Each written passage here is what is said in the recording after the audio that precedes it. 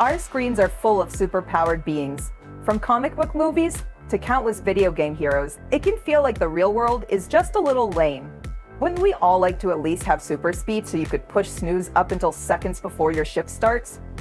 Well, there are a handful of humans who really do have special powers, enabling them to perform feats that would make Batman green with envy. So today we'll see how they became superpowered and what they do with it. Before we get started, test your telepathic powers by focusing real hard on the subscribe button.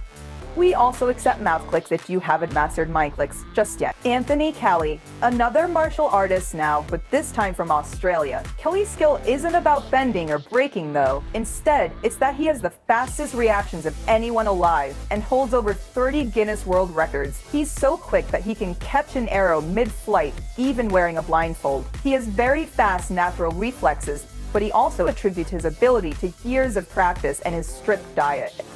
What is it about his superfood that makes him so speedy? Runner beans? Red snapper? Actually, his fast food is meat and potatoes. That is all he eats. This man has never eaten fruits and vegetables in his life. Chow Rui. Shaolin monks are famous for their shaved heads and kung fu style, a lifelong training that helps them attain inner peace and a better understanding of Buddhism. Chow Rui has taken the maverick new step of using it to be bad at DIY.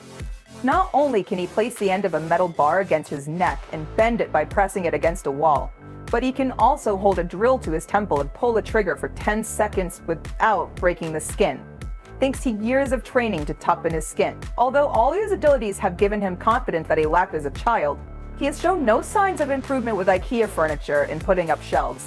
Maybe don't headbutt everything.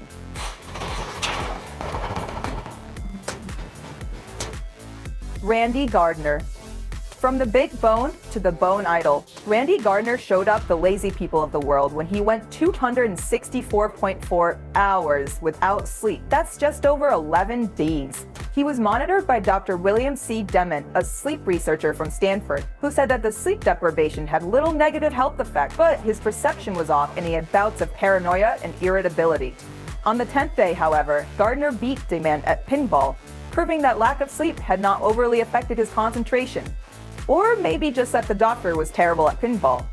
Sleepiness happens partly due to darkness, but mainly thanks to a thing called sleep pressure, caused by the release of adenosines.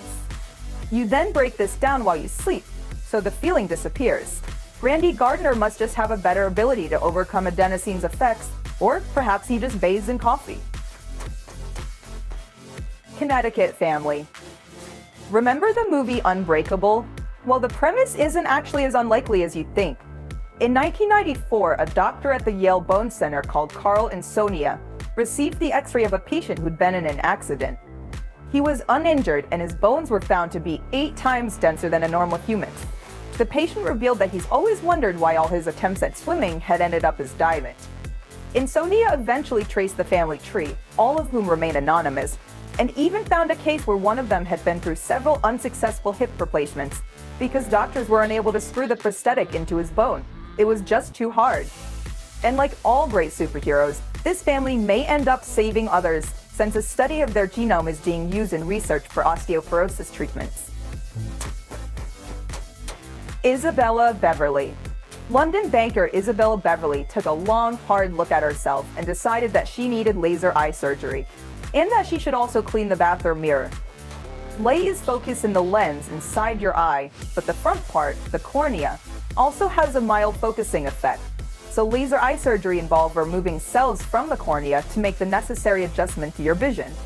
In Isabella's case, it worked so well that she now has better than 20/20 vision, and new tests will have to be created in order to find out just how well she can see.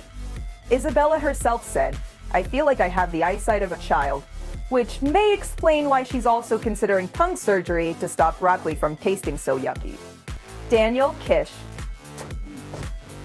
It's a common myth that we only have 5 senses.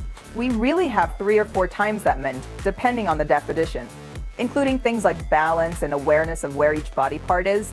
But no matter how many there are, all of them end up as electrical impulses in your brain. This is why Daniel Kish can see, despite being blind. He lost his eyes to cancer at just 13 months, but taught himself to use echolocation, just like a bat. by making a clicking noise and listening for the echo. This has earned him the nickname the Batman. He's so proficient that he can ride a bike in traffic and camp out solo in the wild. The MRI scans have shown that his visual cortex is activated while he's mapping out an area, so he's effectively looking through his ears. Now we just need someone who can smell their way through La La Land or taste reggae. Dean Karnassus. Jogging is painful, so those abs of fit young people laughing and joking while they casually do 10K make some of us want to throw our second dinner at the TV screen. But for Dean Karnassus, 10 kilometers is barely a warm-up, since this ultra runner can run for 3 days and nights without stopping. His secret is that he has no lactate threshold. When you exercise, you break down glucose, and lactate is one of the byproducts. Eventually, you can't process it fast enough, and lactic acid builds up in your muscles, causing pain, fatigue, and an overwhelming desire to never leave the couch again. Dean just has no upper limit, so the only things stopping him are sleepiness or angry calls from his girlfriend asking why he hasn't brought home the shopping yet. Bill Haas.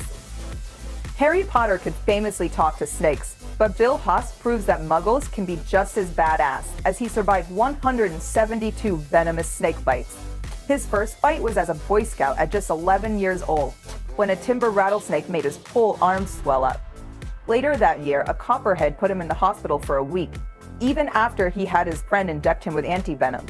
By 15, he started extracting venom from snakes, and he even used his time in the Army Air Corps during World War II to bring back specimens from South America, India, and Africa. He died at 100 years old, and even when he had given up snake handling in his early 90s, he got his wife to keep injecting him with snake venom so he could keep his immunity, a process called Mithridatism, named after Mithridates VI, an actual prince of Persia, who tried to avoid being poisoned like his father by ingesting small doses regularly. Maybe each of us has a special power of our own, we just haven't discovered it yet. But although we all know that with great power comes great responsibility, remember that with no power, still comes mild responsibility. So don't forget to feed the cat and take out the recycling. Hit subscribe and make sure you don't miss out on more weird and wonderful facts about the world. Till next time.